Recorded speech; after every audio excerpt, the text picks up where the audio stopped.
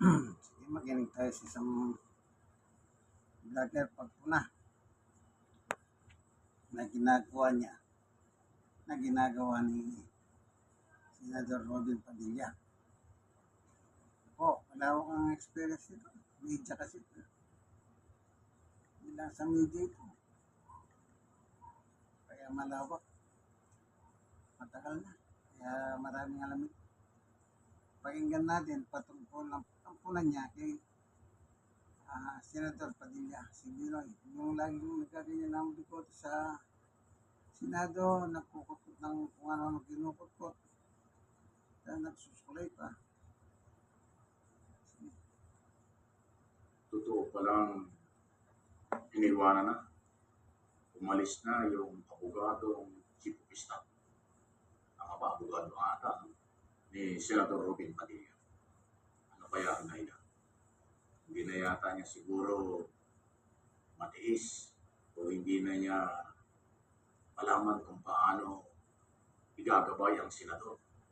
Kasi maging sa impeachment court or sa mga interview at sa mga issue sa buong Senado at sa ating bayan, ay talagang ang daming controversial kay actor politician Robin Padilla. At ngayon ay may kaso pang kinatara na obstruction of justice. Tapos nagpakilala pa na siya daw ay komunista. Ibang class talagang Padilla, no? Kayo kasi, ayan, ha?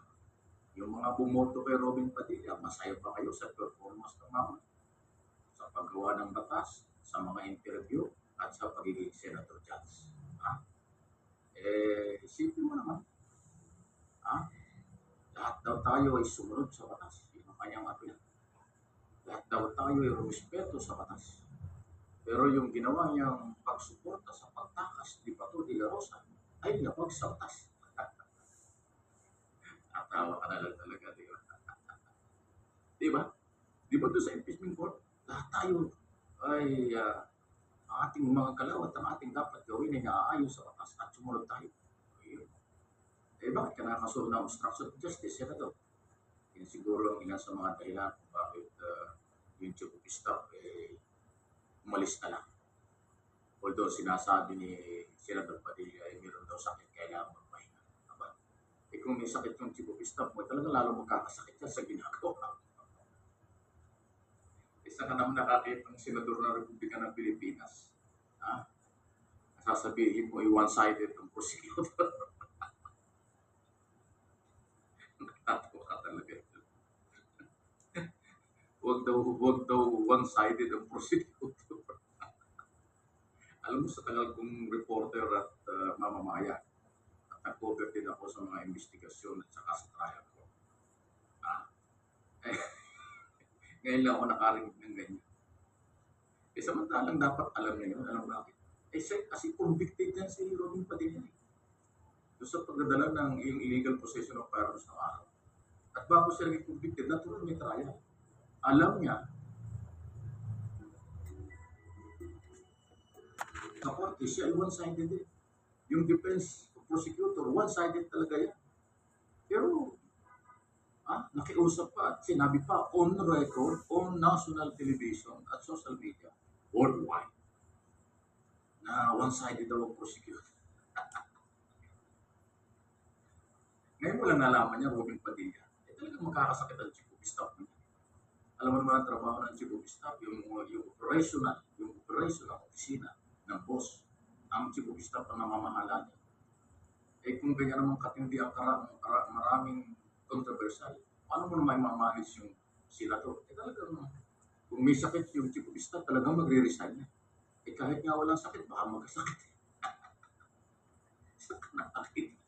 Di ba? Obstruction of justice ang kaso. Ayan. Pagkatapos ngayon, mayroon pa siyang isang statement kamakailan. Siya daw ay talagang oposisyon. Kaya nga daw sila oposisyon. Lahat lagi siya marunong ang paniniwala niya sa oposisyon. Lahat ng gagawin ng gobyerno kaya tututunan. Ang paniniwala niya, kaya nga sila oposisyon. Lahat ng ginagawa ng pamahalaan ayaw nila. Nakalimutan niya kung anong meaning ng oposisyon. Hindi ibig sabihin ng oposisyon sa lahat ng bagay, oposisyon ka. Di ba? Pero ginawa niyang senador eh. Ako, nagtataka nga ako, mayroong mga political vlogger na nabudol din pala niya. Yung mga political vlogger na ano yun, naging followers din pala. Ibinoto rin siya. My goodness. Tapos ngayon yung mga political vlogger nagmamagaling. So, magmamagaling kayo, binoto niyo, Robin Padilla. Kasama kayo sa naglagay sa kanyang pagiging number 1. Ano na pala niyo? Yan, pati Chibo Vistas, hindi na nakatiis. Umalis na. So, issue lang. Sa totoo lang. Wala kong personal. Ay, nakakatawa talaga yung mga gano'n.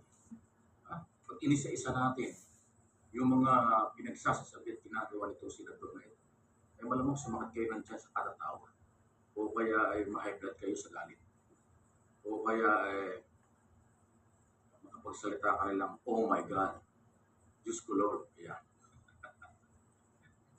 Diba? Ang ganyan ang masabi niyo. Kasi from day one, ang dami niyang sablay talaga eh. Ilang taon na ba siya senador? Mag-aanim na taon na. 4 na taon na siyang senador. Pero hanggang ngayon, parang amateur na amateur. Parang nananadya ba siya dahil siya artista para pag-usapan? O nananadya ba talagang hindi niya alam ang ginagawa niya? Pero hindi kailangan sadyain para pag-usapan kasi senador ka. Sa showbiz, marami dyan chismis. Pero senador ng Republika, pinasusweldo ng taong bayan. Okay, dapat matino ang mga hugot, matino ang mga statement at ginagawa. Pero akala ko maarandol lang sa paggawa ng batas bilang senador. May mga kaunting pagkukulang o pagkakamali. Abay nung maging senador dyan, parang lalong nag-iba. Lalo na nga itong controversial na issue ng one-sided. For your information, Mr. Senator, dapat ang senator judges ang hindi one-sided. Yung prosecutors at defense, yan talaga ay parehong one-sided. Kailang trabaho ng prosecutors panindigan, patunayan ang kanilang kaso, ebidensya at testigo ang kailang gagawin. Talagang one-sided yan. Ang depensa naman walang gagawin kung kaya nilang sirahin, kaya nilang sunugin yung testigo, ebidensya ng prosecution. Kaya one-sided din yung defense team. Hindi yata, o baka naman yung Chief of Staff, kaya nag-resign, nagsawa ng ka-advise. O, diba? Kaya tataka ako, meron bang legal advisor at media advisor ito senador? O wala na. Pero sa isang banda, ang kabutihan dito kay Robin Padilla, hindi siya natipiko. Parang okay lang daw siya na pinag-uusapan. Okay lang daw na kung anong comment sa kanya. Kasi yun na yung kanya, natural sa kanya. Ganun na talaga kanyang pagkatao. Sablay o matino ang mga statement. Ano man ang sabihin sa kanya, parang okay lang. Kaya lang, dahil Mr. Senator, ikaw ay public servant. Ikaw ay opisyal ng gobyerno. Kahit nasa oposisyon ka, opisyal ka ng gobyerno. Dapat lingkod bayan. Kasi taong bayan ang nagpapasweldo sa iyo.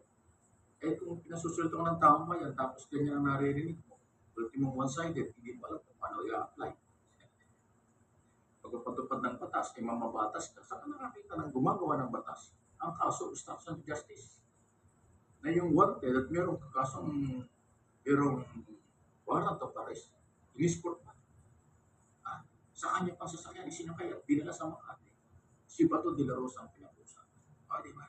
Kaya buhay na buhay yung kaso mo sa Office of the Ombudsman. Kaya please, subscribe and follow. Talaga ito si Robin Padilla. Kakaiba rin ang mga ginagawa. Matatawa ka or magagalit ka na lang eh.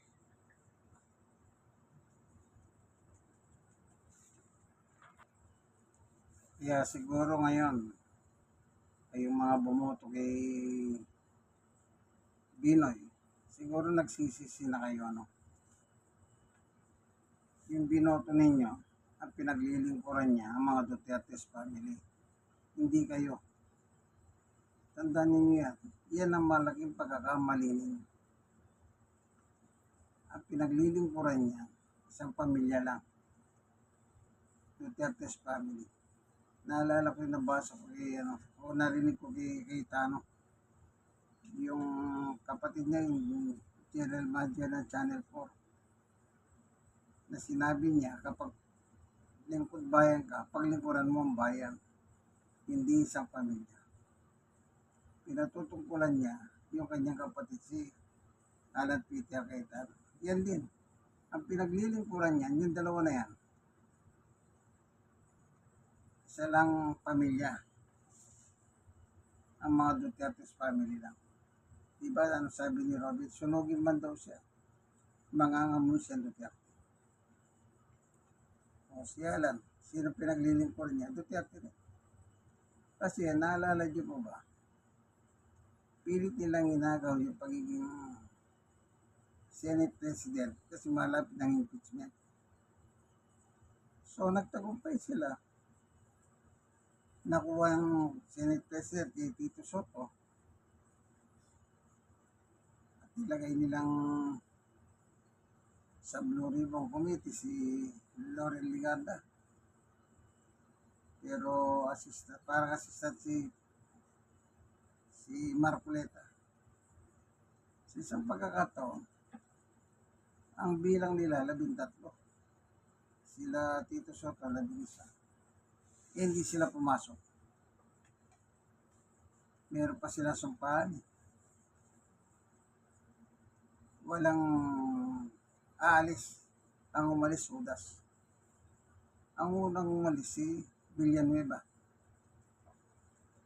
Siguro, baka napayuan ng tatay nito, si GIL leader, si Eduardo. Nung si Joel, napayuan siguro na isipin mo, pinasusweldo ka, pero pag hindi pumasok si Cayetano, hindi rin kayo papasok. Bakit si Cayetano ba nagpapasweldo sa kanila? Si Duterte ba nagpapasweldo sa kanila? Hindi, tambay. So nakapag-isip siguro si Villanueva,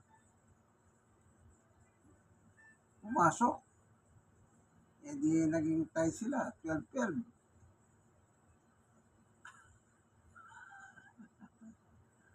Dosi sa kabila, dosi. Ngayon, nakabuo sila ng quorum. So, lahat ng posisyon sa Senado, binakante. Pati Senate President, doon nagwawala ang Cayetano. Siya pa rin daw ang Senate President. Pero bakit hindi siya nakakaupo? Isipin mo, kung ikaw pa rin ang Senate President, ba't hindi ka makaupo? At ang bakit ang nakaupo si Wing Gatchalian. Ang kumukupa si Wing Gatchalian, yun ang pupok po ng martilyo. Si Wing Gatchalian. Ang ginawa ni Cayetano, nag-live na lang. So, si Tis, nakapag-isip-isip siguro. Lumipat, pumasok. Eh di naging presi na ngayon. Yan, tuloy yan ang nahal si Win Gatchalian bilang Senate President. Yan.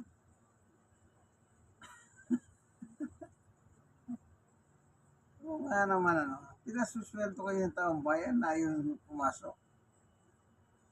Pero yung natira, matigas hindi sila pumasok. At least, nabuo yung 13. So, napunta na naman ng maliwanag.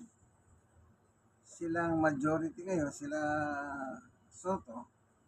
Ang minority, sila Cayetano. Ngayon, lagi pa rin silang nagpuputak kasama yung kanyang kapatid. Sa sama ng loob. Lalo na nung nakulong pa si Jinggoy. Tapos, nakulong pa si Marcoleta. Kaya wala na, sabi nga ni Pia. Wala na. Yung isang abogado kasama namin, sabi niya, si Marcoleta nga. So ngayon, imbis na umaten sa zona, sa bagay, kahit naman wala sila sa zona, tatakbo ang zona eh. Diba? Kaya, dito makikita mo, ang katotohanan laban sa masama. Ang katotohanan, dapat lahat ng tao, sabi ng Biblia, Roma 13:1, lahat tayo dapat pasakop sa pamahalaan na itinalaga ng Diyos. Ang itinalaga ng Diyos na pamahalaan, walang iba kundi si Bongbong. Kaya ayaw nila magpasakop eh.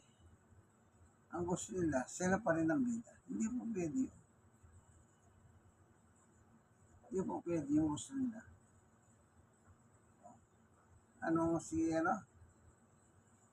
Bago dumating ang SONA, kinakalat ng ISC sa social media, the big one. Nang una lumabas yun, nabasa ko. Akala ko pinapatutungkulan nila yung lindol na mangyayari. Na the big one dito sa Maynila. Kasi kung sa Manila yung big one na yun, nangyari lindol, ay talaga marami magigiba. Kawawa taong bayan. Yung pala, rally pala yun. Yun pala yung patungkol sa SONA. Kasi mag-anniversary nga naman sila. July 27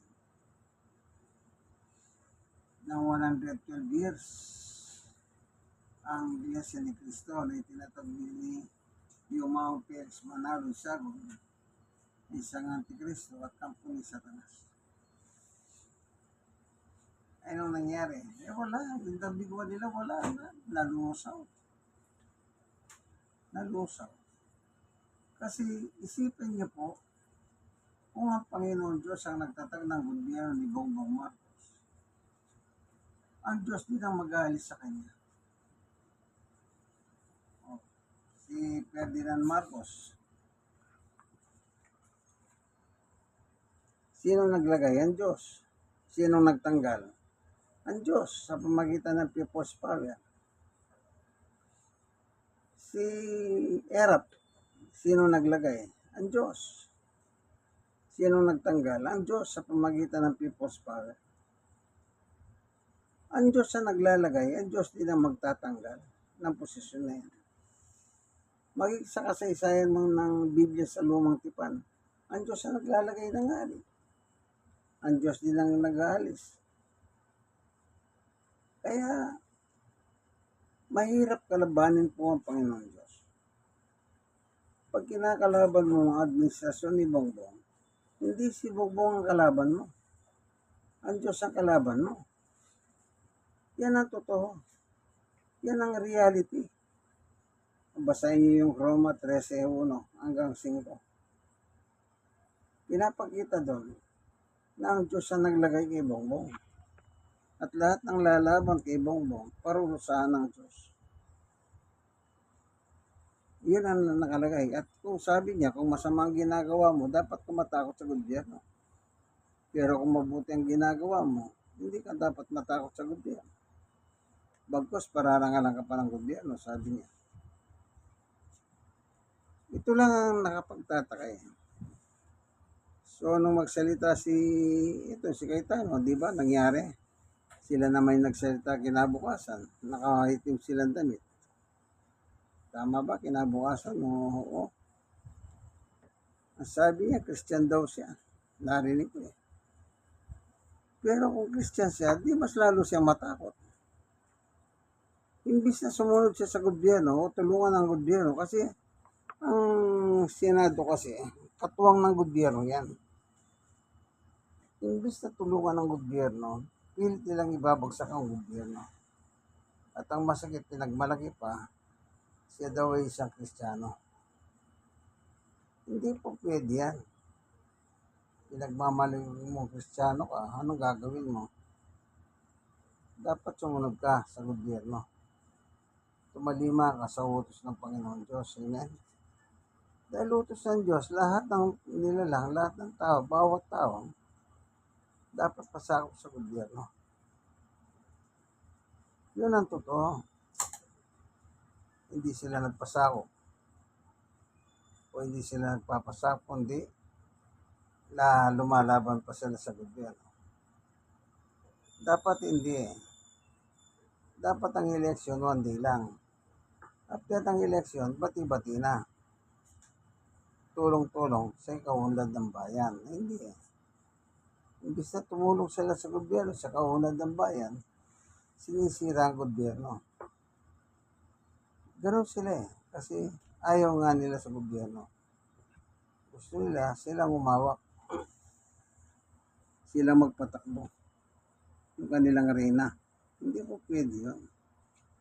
Merong eleksyon. Ang gusto kasi nila, mapatalsik. Hindi papayag ang Diyos yan. Pero kung may pagkakamali si Bongbong, Diyos na mag-aalis sa kanya, huwag kayong mag-alala. Pero hanggat may ginagawa niyang kanyang tungkulin, mahirap niyo siya palisin. Kaya mag-ingat kayo. Dahil ang Diyos hindi naman bagamat ang Diyos ay pag-ibig, marunong din magparusa ang Diyos. Po, tandaan niyo yan. Huwag po tayong lalaban sa gobyerno. Huwag niyo labanan ng gobyerno kasi pag kinalaban niyo ang nagtalaga kay Bongbong. Na walang iba kundi ang Panginoon Diyos. Amen. So hanggang dito na lamang. God bless po sa inyo lahat. O kayo. Ingat. Lagi kayong magdasal, kaibigan. Mainit ang panahon. Mainit. Tagulan. Mainit pa rin. Mainit pa rin ang politika sa Senado. Bye-bye.